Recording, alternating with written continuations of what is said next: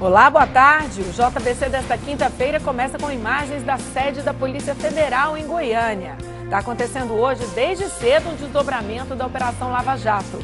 A investigação por aqui é sobre desvio de dinheiro da Ferrovia Norte-Sul. O ex-presidente da Valec, Juquinha das Neves, está prestando depoimento agora. E você vai ver também, foram presos em Goiás os bandidos que explodiram um carro forte em Minas. Eles estavam com armas pesadas e R$200 mil em dinheiro. A gente vai falar ainda sobre o FGTS inativo. Tem muita gente que ainda não fez o saque e agora está com medo de perder o benefício. Será que tem mesmo esse risco? Futebol. Não deu pro Atlético na Copa do Brasil. O Dragão jogou bem, mas acabou desclassificado pelo Flamengo. E hoje é dia de conhecer as estreias de cinema em Goiânia. Essas e outras notícias você vai ver a partir de agora.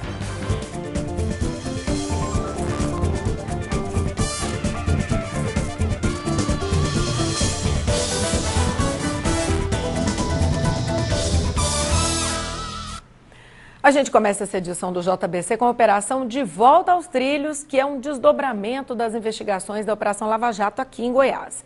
Entre os principais alvos estão José Francisco das Neves, o Juquinha, e seu filho Jader Ferreira das Neves. Juquinha é ex-presidente da Valec, empresa responsável pela obra da Ferrovia Norte-Sul, onde foi identificada a lavagem de dinheiro. Quem tem mais informações para a gente ao vivo é a repórter Danusa Azevedo. Boa tarde para você, Danusa. Boa tarde, Michele. Boa tarde para você que assiste o JBC primeira edição. Essa fase da operação, ela investiga crimes de lavagem de dinheiro decorrente aí do pagamento de propina das obras da Ferrovia Norte-Sul. Nessa etapa, Michele, são 2 mandados de prisão preventiva, 7 mandados de busca e apreensão e 4 mandados de condução coercitiva aqui em Goiás e também no Mato Grosso. Essa operação, ela se baseia em acordos de colaboração premiada, que foram assinados por executivos da Andrada Gutierrez e da Camargo Correia, que confessaram que pagavam propina para o então presidente da Valec, José Francisco das Neves, o Juquinha das Neves, e também para o seu filho Jader Ferreira das Neves, e tem um advogado também, o Leandro de Melo Ribeira. Hoje de manhã, o ex-presidente da Valec, o Juquinha das Neves, falou com o nosso repórter Anderson Clemente sobre essa operação da Polícia Federal. Vamos assistir um trecho. Injusto, porque não existe uma prova, não existe nada. Já indo para 6 anos de investigação. Infelizmente o Brasil está passando por isso, temos que enfrentar. Correto? Não cometi um ato ilegal sequer. E as acusações, a lavagem de dinheiro? Isso não existe, não tem. Os apartamentos, Tudo declarado, adquirido licitamente. As casas em Bela Vista? Declarado, nem chegou a fazer ainda, porque a gente tinha as arrobas, né? Então estava trocando. Então, tudo vai ser explicado, não tem uma dúvida sequer. Nada errado. Tudo lícito.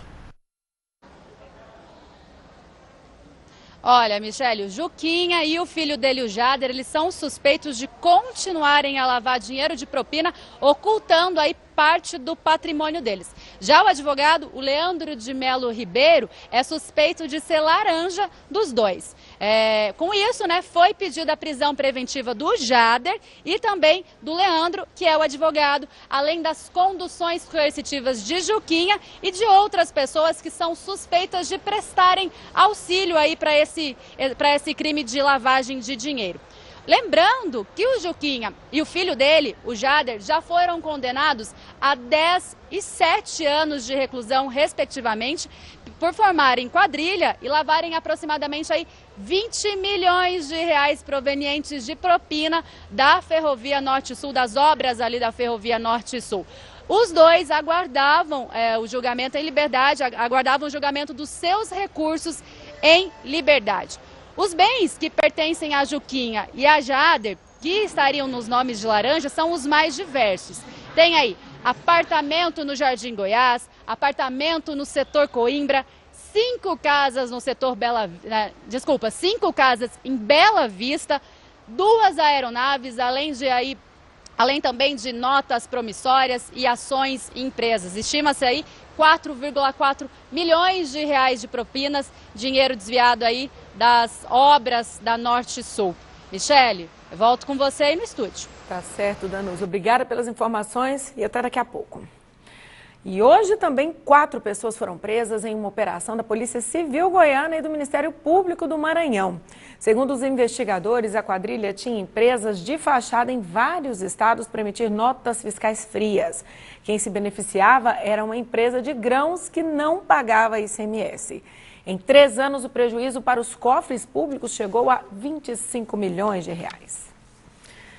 Amanhã foi de muito estudo para o Enem entre os alunos do 3º ano da rede estadual em Aparecida. Eles participaram de um projeto que está levando aulas específicas para o exame até as escolas no interior. Larissa sonha ser uma enfermeira e, para isso, ela vem se dedicando aos estudos em busca de uma boa nota no Enem.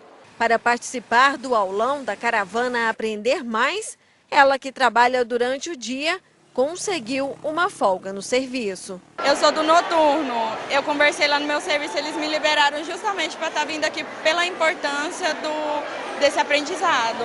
O projeto da Secretaria Estadual de Educação já passou por 7 cidades goianas. Nesta quinta e sexta-feira, a caravana está em Aparecida de Goiânia, atendendo centenas de estudantes do 3º ano do ensino médio. A meta é levar os aulões a todos os alunos da rede estadual de ensino dos 246 municípios do estado. São os professores da rede estadual, os professores da rede pública que dão as aulas e são excepcionais. O próprio material do Aprender Mais foi elaborado pela equipe pedagógica da secretaria, não pagamos nenhuma consultoria externa e o material ficou de qualidade tão boa que o próprio MEC pediu para analisar, para talvez recomendar para o Brasil inteiro. O projeto Caravana Aprender Mais leva aulas de português e matemática aos alunos que se preparam para entrar na faculdade. Nós trabalhamos assim de uma forma muito lúdica, as aulas são bem descontraídas, porque isso ficará na memória do aluno e quando ele chegar e se deparar com a questão, com certeza ele vai lembrar dessa aula. Na área da exata, eu acho que tem que ter aprimoramento, tem que ganhar tempo dentro da sala de aula, né? E a cartilha Aprender Mais, ela ajuda, né, o professor a não perder tempo no quadro, a não perder tempo com panfleto, ou seja, o material já está pronto, ele já está disponível. Além do aulão preparatório para o Enem, voltado aos alunos do 3º ano do ensino médio, a caravana Aprender Mais também leva reforço escolar de língua portuguesa e de matemática para os alunos do 5º e do 9º ano do ensino fundamental. O 5º ano fecha o Fundamental 1, 9º ano fecha o Fundamental 2 e o 3º ano fecha o ensino médio. O nosso desejo, o nosso anseio é expandir para todas as séries, mas isso é uma experiência desse ano. A gente está apenas começando, mas tudo indica que a gente vai ter que correr para fazer com todas as séries, porque está dando muito certo.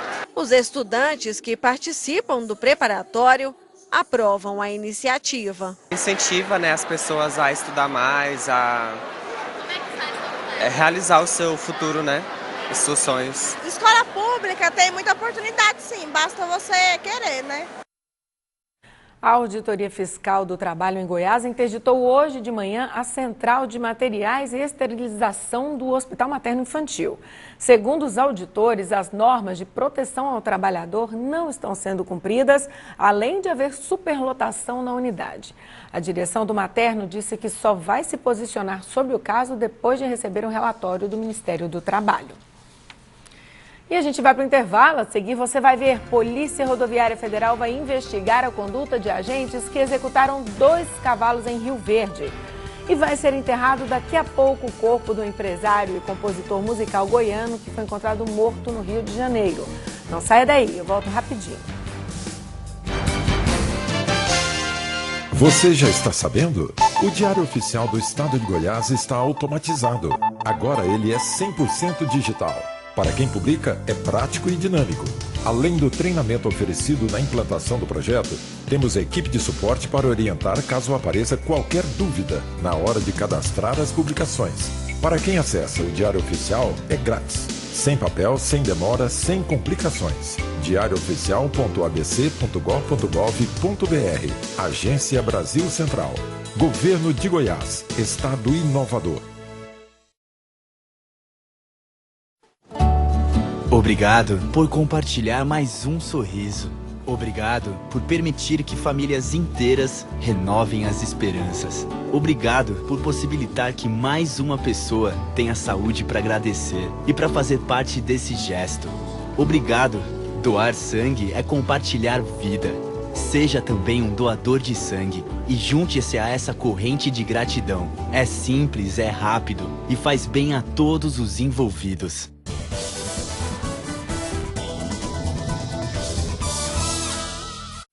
Estamos de volta e a Secretaria de Segurança Pública lançou hoje um sistema para bloqueio de celulares roubados ou furtados. E a gente volta agora ao vivo com a repórter Danusa Azevedo, que está no Terminal Bandeiras e tem mais informações sobre esse novo sistema. É com você, Danusa. Oi, Michele, essa é uma ótima notícia, né? Esse sistema de bloquear aparelho quando ele é roubado, quando ele é furtado, ele já existia pelas operadoras, porém, ele era muito burocrático. Então, hoje, aqui no Terminal Bandeiras, a Secretaria de Segurança Pública lançou um novo sistema que mudou algumas coisas e vai facilitar para quem tem um aparelho furtado, roubado, para fazer o bloqueio, para o celular não servir para mais nada, que daí ele não liga, não usa a internet, não presta para nada. Quem está aqui do meu lado e vai explicar como que funciona para bloquear o aparelho roubado é o Tenente Coronel Francisco Jubé. Ele é superintendente de comando e controle da Secretaria de Segurança Pública. Coronel, muito obrigada pela sua participação. Como que vai funcionar esse bloqueio? O que mudou? Antes as pessoas procuravam as operadoras, né? E agora? Boa tarde. Boa tarde. Agora vai ficar bem mais simples. Certo? A Secretaria de Segurança Pública desenvolveu uma sistemática onde o boletim de ocorrência hoje que o cidadão lavra quando é vítima de furto ou roubo de seu celular, por exemplo, ele já vai se comunicar de forma automática com o sistema junto à Anatel, que é o órgão regulador. E esse sistema faz o bloqueio do aparelho de forma imediata, certo? E esse bem, então, fruto de produto ilícito, ele não vai poder circular mais no mercado, ele se torna inútil, certo? Não tem serventia. Portanto, a Secretaria entende e espera que os indicadores dessa modalidade criminosa venham a cair vertiginosamente em virtude dessa adoção de medida. Coronel, e para a pessoa que teve o celular roubado, furtado, enfim, como que ela deve fazer? Ela tem que ir numa delegacia, ela liga, qual que é o procedimento? Bom, ela tem duas opções. Ela pode se dirigir a uma delegacia da Polícia Civil e lá lavrar o seu registro, o seu boletim de ocorrência, ou pode ligar no atendimento 190 da Polícia Militar, identificar-se com os dados, o número do telefone, que é o fundamental, o número do e-mail não é mais necessário para efetivar o bloqueio, e lá vai ser feito esse registro por telefone mesmo e o bem vai ser bloqueado. Lembrando que quem for fazer o registro tem que dar os dados do proprietário do celular, ele quem deve fazer o registro. Nós estamos aqui no Terminal Bandeira. Esse tipo de crime de furto, roubo de celular, ele é comum, Coronel? É uma modalidade criminosa mais comum hoje em dia, certo? Porque o celular se tornou um bem, certo? Que todo cidadão tem e faz uso. E faz uso no transporte coletivo, como é o local que nós estamos aqui agora, nos logradouros públicos, e se tornou algo que é desejável e tem um nicho de comércio para isso. Portanto, a Secretaria entendeu que essa é uma preocupação que precisa ser enfrentada. Certo? Nós precisamos extirpar essa modalidade. E o objetivo é fazer que o furto de celulares deixe de ser tão vantajoso para o criminoso e que o cidadão tenha paz em usar o seu aparelho. Muito obrigada pela sua participação. Eu falei aqui com o Tenente Coronel Francisco Jubé. Agora você que está assistindo em casa, recado mais uma vez, é só ligar no 190 da Polícia Militar, fazer a denúncia e bloquear o seu aparelho. Assim esse criminoso que roubou o seu celular aí em qualquer lugar não vai conseguir utilizar esse aparelho para nada. Michele? Obrigada, Danusa, pelas informações. Boa tarde para vocês aí. E a Polícia Rodoviária Federal vai investigar a conduta dos policiais que foram filmados matando 2 cavalos às margens da BR-060 em Rio Verde. O vídeo, que causou comoção nas redes sociais, mostra o momento em que os policiais tentam cercar os cavalos e em seguida atiram. Em nota, a PRF afirmou que os animais estavam agitados e teriam sido sacrificados para evitar acidentes. A corporação destaca que a prática não é recorrente, mas que não existe em Goiás um setor da corporação responsável por recolher esses animais. A Polícia Civil apresentou hoje integrantes de 2 gangues rivais que seriam responsáveis por mais de 20 homicídios no conjunto Vera Cruz, aqui em Goiânia. Quem tem os detalhes é a repórter Juliana Diniz. Boa tarde, Juliana.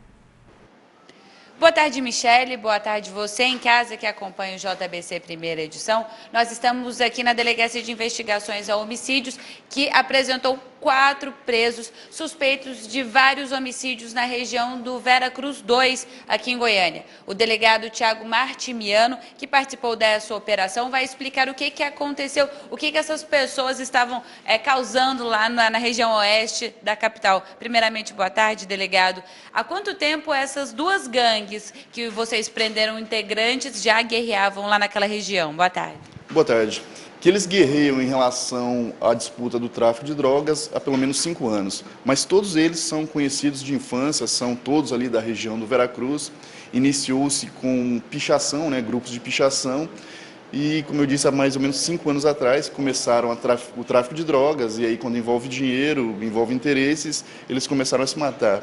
De lá para cá, pelo menos 20 homicídios, em virtude dessa guerra, aconteceu ali no Vera Cruz. O ano passado a gente já tinha feito uma operação grande na região. São 2 gangues, uma chamada GAN e outra Manilha. Nós prendemos o líder da GAN, que era o Anderson Charada, famoso criminoso aqui em Goiânia. Foi preso, ficou 4 dias na CPP, foi assassinado lá. E o filho tomou a frente e começou novamente essa matação. Então a Delegacia de Homicídios agiu e a gente prendeu esse pessoal agora. O filho do Charada também foi preso? Foi, o Anderson Felipe, chamado Charadinha, Ele, à época que o pai foi preso, ele era menor, a gente não conseguiu comprovar a participação dele na organização criminosa, mas depois da morte do pai, ele tomou a frente, já tem pelo menos 3 homicídios, um desses provados, é o que ele foi preso, e está na CPP. O senhor apresentou 4 suspeitos aqui. Eu queria que o senhor explicasse quem são essas pessoas e quais eram as participações, por que elas estão presas hoje. 2 eram membros da GAN, que é o Darcy e o Leonan, e eles cometeram um crime ali no Vera Cruz. Eles mataram o Natanael, que era um membro da quadrilha rival, juntamente com o Charadinha. Eles passaram no carro ali e desferiram diversos disparos. Essa foi a participação dos 2 da GAN. Da Manilha, que é o Gabriel e o Wayne, também são conhecidos da gente, a gente estava atrás há muito tempo, diversos homicídios, mas estão presos por 2. Um é o homicídio do famoso Lendião, um dos fundadores da GAN, foi morto ali no Vera Cruz, próximo ao 18º DP, com disparos de rajada de 9 milímetros, e também tem a morte do Heitor Sena Lopes, que foi morto numa festa. Eles reconheceram um rival na festa, foram lá e executaram. Eu queria agradecer mais uma vez a participação do delegado Thiago Martimiano, que trouxe essas informações desses 4 presos que guerreavam entre gangues lá no setor Vera Cruz. Gangues violentas que são responsáveis por mais de 20 homicídios na região. E como o próprio delegado disse em coletiva, a expectativa é que o número de homicídios lá no Vera Cruz 2, que já tinha diminuído no final do ano passado, depois dessa operação que chegou a prender o líder, o Charada, agora a expectativa é que esse número continue mais baixo, já que mais presos, mais membros dessas gangues foram presos. Agora eu volto com você, Michele. Tá certo, Juliano. Obrigada pelas informações. O corpo do compositor Didi Latino deve ser enterrado no cemitério Jardim das Palmeiras daqui a pouco, às 2 da tarde. Ele já foi empresário do cantor Cristiano Araújo, que morreu em 2015. Didi, que tinha 32 anos, foi assassinado no Rio de Janeiro na terça-feira. Ele foi encontrado pela polícia na rua com as roupas ensanguentadas e marcas de perfurações no corpo. O caso ainda está sendo investigado. A morte abalou artistas que trabalharam com o goiano, como as duplas Humberto e Ronaldo e Israel e Rodolfo. Os cantores sertanejos publicaram homenagens ao empresário nas redes sociais.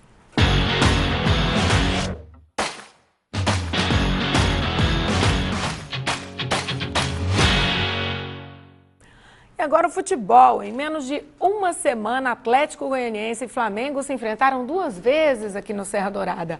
Ontem à noite o Flamengo bateu novamente o Atlético, vencendo por 2-1. Desta vez a partida foi pela Copa do Brasil. O Cid Ramos já está aqui para contar para a gente como é que foi esse confronto. Boa tarde, Cid. Boa tarde, Michele. Boa tarde para todo mundo. Olha, foi um jogo bom. Foi um jogo muito bom.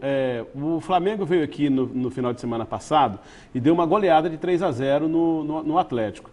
E aí, esse jogo ficou sob total desconfiança da torcida do Atlético para saber como seria o comportamento do time. Mas o Atlético fez um jogo muito bom ontem contra o Flamengo, apresentou um padrão de jogo muito bom, criou muitas dificuldades para o time do Rio de Janeiro conseguir a classificação. O Atlético fez um primeiro tempo excelente, correu muito, perdeu uma quantidade enorme de gols. Para você ter uma ideia, fazendo um scout rápido aqui, no primeiro tempo, o Atlético finalizou para o gol, em jogadas perigosas, 10 vezes contra 2 do Flamengo, sendo que uma dessas do Flamengo foi convertida em gol. Vale lembrar também que agora veio o time titular, diferente da partida do sábado, né? Exato, com um time completo, o Flamengo entrou em campo e teve muitas dificuldades. O Atlético foi uma avalanche no primeiro tempo. Se tivesse um pouco mais de qualidade, um pouco mais de tranquilidade, um pouco mais de camisa, o time teria construído um resultado melhor no primeiro tempo, teria ganho o jogo e que certamente teria causado muito mais dificuldades para o Atlético. No segundo tempo, e é isso que caracteriza um time grande de um time menor.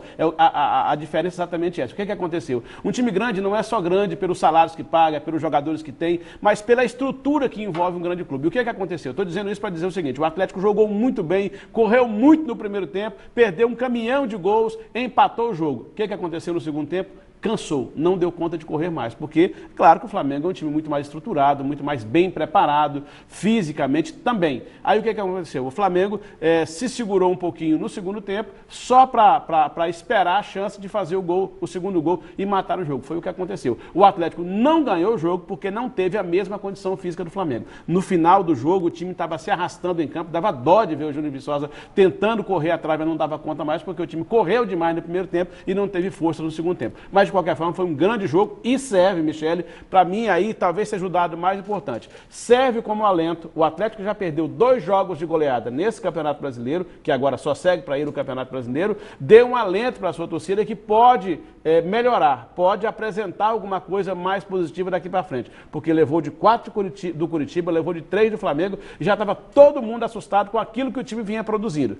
Pelo que se viu ontem, apesar de que ontem era um jogo diferenciado, era uma decisão, era uma Copa do Brasil, deu para perceber, sangue, né? Deu para ver que se o Atlético se esforçar mais um pouquinho, se melhorar um pouquinho, pode não correr o risco o campeonato inteiro de ser rebaixado. Só relembrando as próximas partidas agora? O Atlético, pelo Campeonato Brasileiro, tem mais um jogo dificílimo no final de semana, é domingo aqui no Serra Dourada contra o Corinthians, e pela Série B, o Goiás joga contra o Brasil de Pelotas amanhã, aqui no Serra Dourada às 9h30, e no sábado às 4h30, o Vila vai a Natal enfrentar o ABC.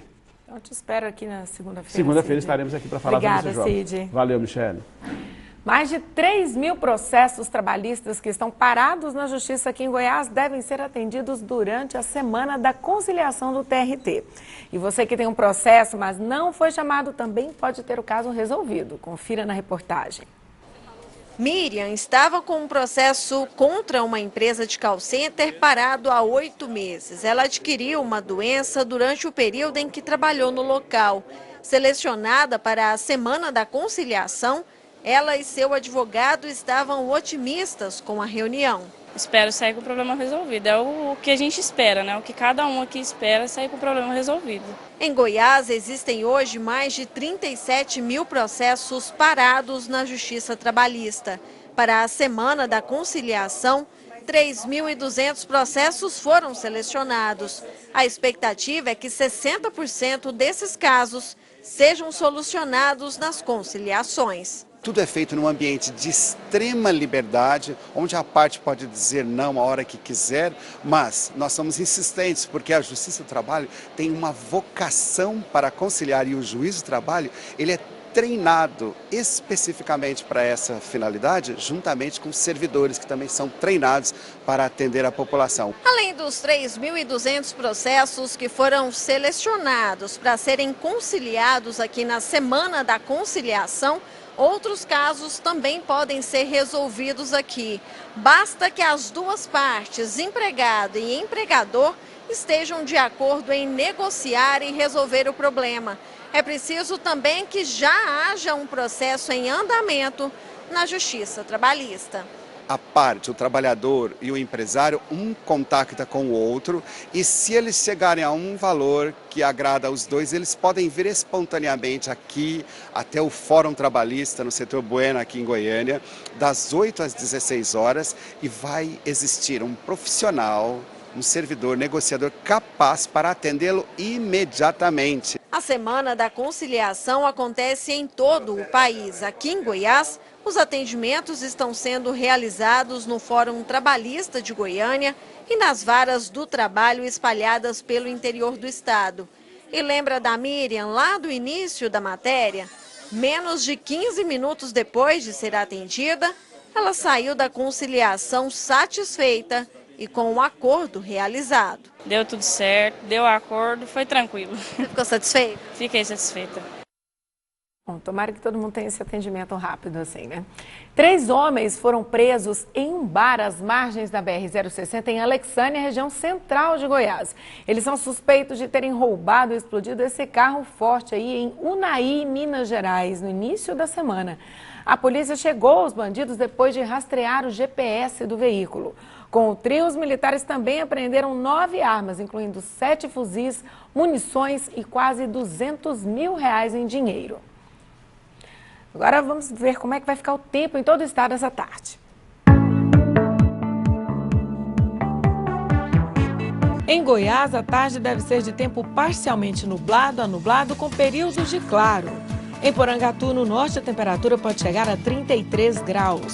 Morrinhos no sul e Cachoeira Alta no sudoeste tem mínima de 18 e máxima de 28. Já no centro-oeste, cidade de Goiás registra mínima de 19 graus. Na região leste, Lusiânia pode ter mínima de 16. Em Goiânia, tempo claro. Os termômetros devem marcar entre 18 e 31 graus. E a umidade relativa do ar fica entre 35% e 70%. A Câmara dos Deputados aprovou a medida provisória que libera o saque das contas inativas do FGTS. Mas o texto ainda precisa ser aprovado pelo Senado até o dia 1º de junho para não perder a validade e inviabilizar novos saques. Nos últimos dias, o presidente Michel Temer perdeu apoio político no Congresso Nacional. A crise foi desencadeada depois da divulgação da delação premiada dos empresários do Grupo JBS e pode colocar em risco a aprovação da medida provisória que autoriza o saque das contas inativas do FGTS. A MP já foi aprovada na Câmara, mas precisa ainda passar pelo Senado. E as medidas provisórias, elas são aprovadas para situações de relevância, de urgência, então depende do sancionamento do presidente da República. Então, realmente, essa crise política complica a situação e eles que têm que resolver. Isso é uma decisão que é tomada no Congresso Nacional. O saque das contas do FGTS obedece a um calendário que leva em conta o mês de nascimento do trabalhador. Até agora, pôde sacar o dinheiro os nascidos entre janeiro e agosto. Quem faz aniversário em setembro e outubro poderia sacar a partir do dia 16 de junho. E quem faz aniversário em dezembro, a partir do dia 14 de julho. Mas isso só vai acontecer se a medida provisória for aprovada pelo Congresso. Se não for votado e aprovado no Senado, vai perder essa vigência dessa medida provisória e aí impossibilita a liberação dos saldos que estão depositados. A medida provisória foi enviada pelo governo federal ao Congresso em dezembro do ano passado. Ela autoriza o saque do FGTS para quem pediu demissão do trabalho ou foi demitido por justa causa até o fim de 2015. Os saques já somam mais de 24 bilhões de reais.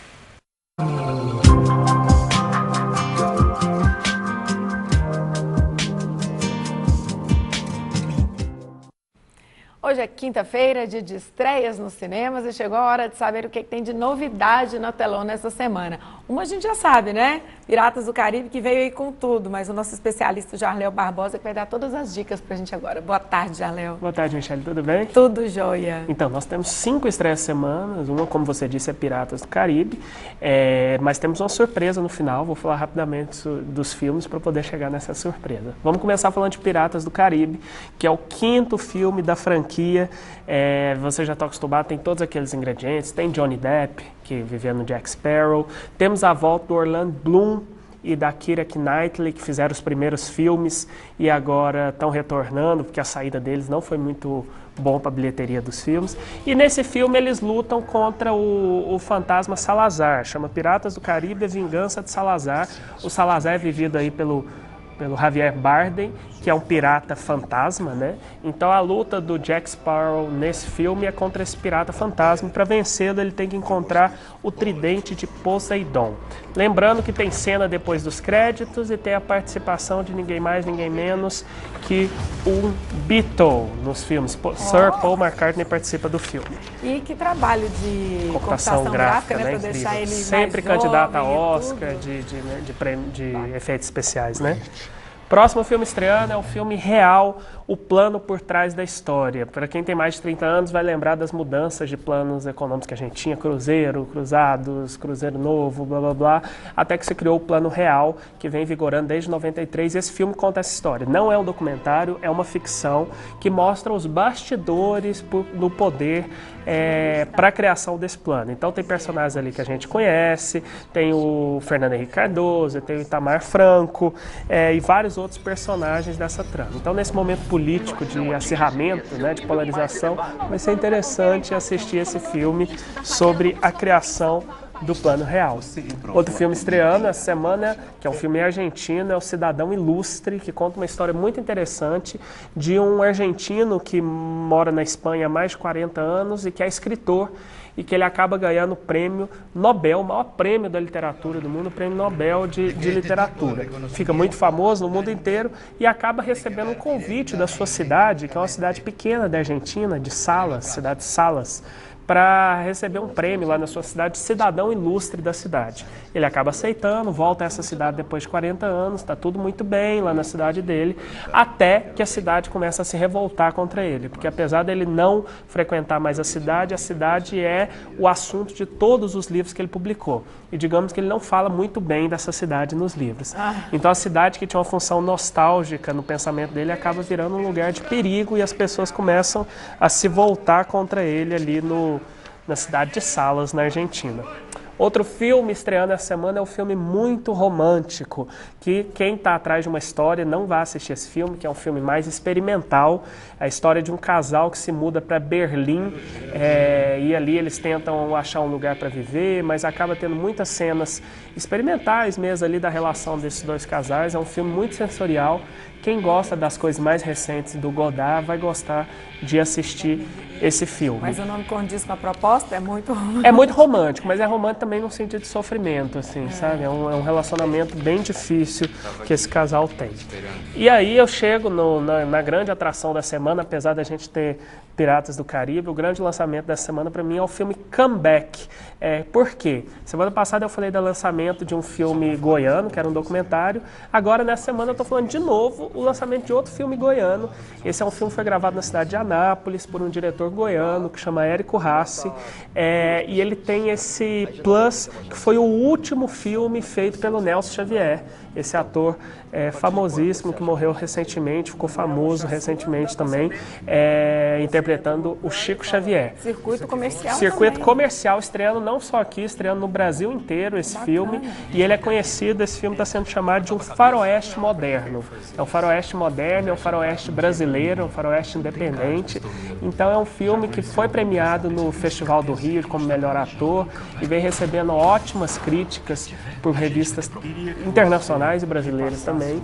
Então, a primeira semana é muito importante para o filme se consolidar. Eu deixo aqui essa dica. Já assisti, o filme é muito legal.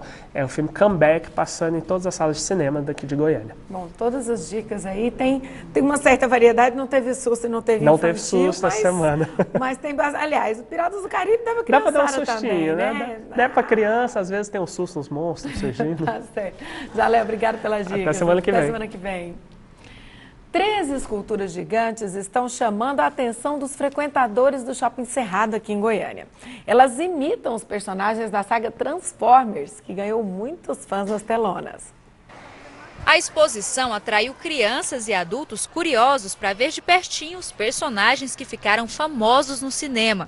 Foi difícil resistir a uma foto com os robôs alienígenas que na história do filme se transformam em carros e caminhões. Sabia que ia ter exposição, inclusive eu vim para tirar foto com meu filho. Aprendi a gostar dele dos meus meninos, eles gostam. Isso é novidade, chegar aqui e ver um bicho disso daí, legal. Os personagens mais famosos estão lá. O líder da Turma do Bem, Optimus Prime, Bumblebee, o famoso Camaro amarelo e o vilão Megatron. Qual robô que você gosta mais? É do Bumblebee. Por quê? É que ele mostra um Camaro e eu gosto muito de Camaro porque ele é rápido. Também chamou a atenção o dinossauro robô, personagem de um dos filmes da saga. A estátua tem 5 metros de altura e 12 de comprimento. São exposições gratuitas, os bonecos, os robôs, os dinossauros espalhados pelo shopping. As pessoas vêm e começam a descobrir onde estão os robôs e os dinossauros, é muito interessante. Os robôs foram criados por um artista plástico asiático e já passaram por várias cidades em países diferentes. Aqui em Goiânia, eles ficam até o dia 11 de junho. A exposição coincide com a chegada do 5º filme da franquia nos cinemas, que está previsto para estrear em julho.